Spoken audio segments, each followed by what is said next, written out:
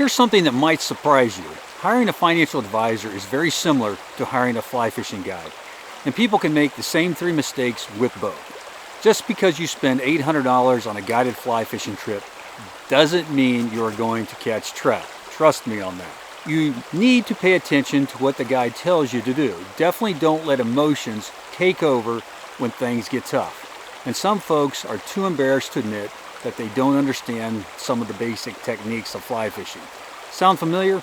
Some of the same mistakes happen when people work with financial advisors, and it's costing them some of their retirement dreams. In this video, I'm going to reveal 3 big mistakes people make when working with a financial advisor and show you exactly how to avoid them. So let me break down each mistake. Number 1, not paying close enough attention to your finances. What's the biggest thing that goes wrong on a guided fly fishing trip? Hold that thought for a minute. I was floating the Blackfoot River back in 2021 with my wife and my boys, and we were in another raft than what my boys were. As my boys' guide raft got close to our boat on one occasion, the guide yelled, "Whoever needs to hear it, mend it." Mending is adjusting your line so that the current is not dragging it downstream. It's a basic thing you have to be paying attention to when you're in a drift boat. Even though we were using a guide, we still needed to pay attention to certain details to land trout. It ended up being a very successful day, and we all landed trout. My youngest son, I believe, landed the biggest. Just like you can't show up and expect the guide to do everything, you can't hire an advisor and then check out completely. You still need to be engaged. Consider these few things here. 1, review your statements quarterly. Know where your money is and how your account is performing. 2, understand the strategy. Ask your advisor to explain their approach in plain English, not advisor jargon. We tend to do that sometimes, so don't let us do that.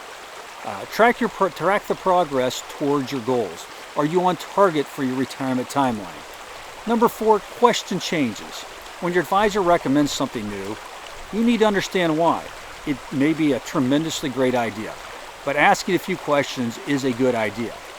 Think of it like watching your guide read the water. You need to learn what they're seeing so you can fish successfully even when they're not there. Your money is too important to manage on autopilot. Let's talk about mistake number 2, letting emotions get in the way. Here's what separates good fly fishing anglers from frustrated ones. Fly fishing can be full of frustration and disappointment. Trust me, I have fly fished for years. Some days the trout are cooperating, and sometimes they just have lockjaw. Sometimes you re-rig your line just to get tangled again right after that. If it was easy, it would not be as much fun. Recently, I was drift boating a western river for trout, and I caught over 90% whitefish. We camped for a couple nights and I fished my heart out, and I caught literally 1 rainbow. After I was done with the trip, I did some more recon and got some tips on how to catch the wonderful rainbows that are in that river. If I let my temporary emotions guide me, then one would say, why in the heck ever fish that river again? So just like panic setting the hook too early will make you lose fish, or not keeping the line tight enough once you have one on, emotional financial decisions will cost you money. What are some common emotional mistakes? Wanting to sell everything when markets drop. Chasing last year's hot investment. Don't do that. Changing strategies after one bad quarter. Making major decisions based on financial news. Remember, the news is the news. They get paid to make it entertaining and exciting and sound bad. Dig deeper before making a decision. Think about having an emotional control plan. Number 1, stick to your strategy during market turbulence. 2, focus on long-term goals, not short-term performance. 3, let your advisor be the voice of reason. There's a reason you hired them. So when you want to make an emotional move, let them be a voice of reason. 4, remember why you hired them, for expertise during exactly these moments.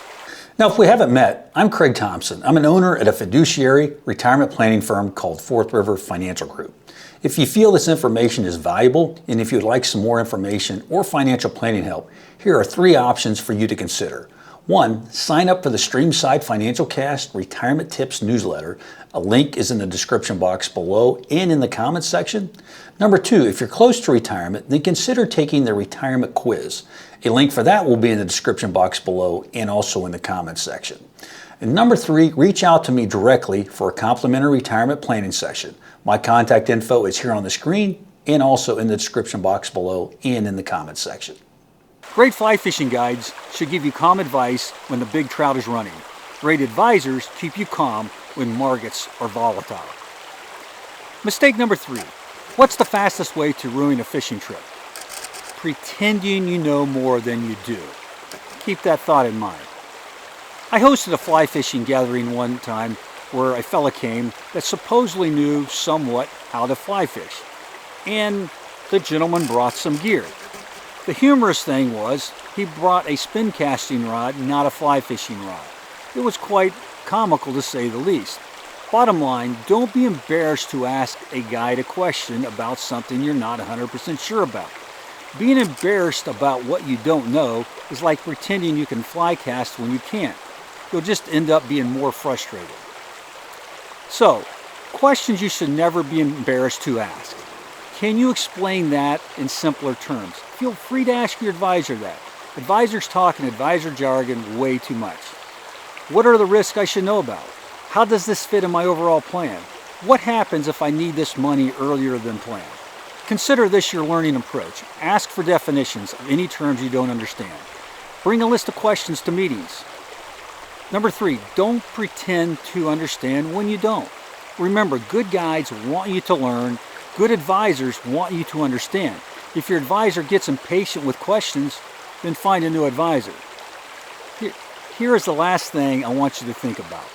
The partnership principle. Here's what all 3 mistakes have in common.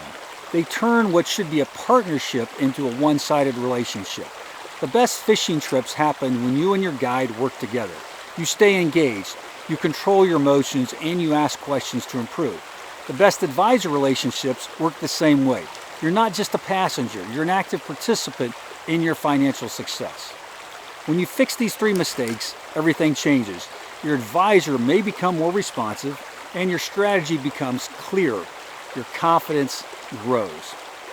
I'm curious, which of these 3 mistakes do you recognize in yourself? Are you not paying enough attention? Do emotions drive your decisions? Or are you too embarrassed to ask the questions you really need answered? Drop a comment below and let me know which one you need to work on the most. So remember, the 3 biggest advisor mistakes are the same ones that ruin fishing trips. Not paying attention, letting emotions take over, and being too embarrassed to ask questions. Fix these 3 things and you'll transform your advisor relationship from frustrating to empowering. Remember, the best fly fishing anglers are students of the water. The best investors are students of their own financial plan. Stay curious, stay engaged, and never stop learning. Take care, tight lines, and I'll see you in the next video.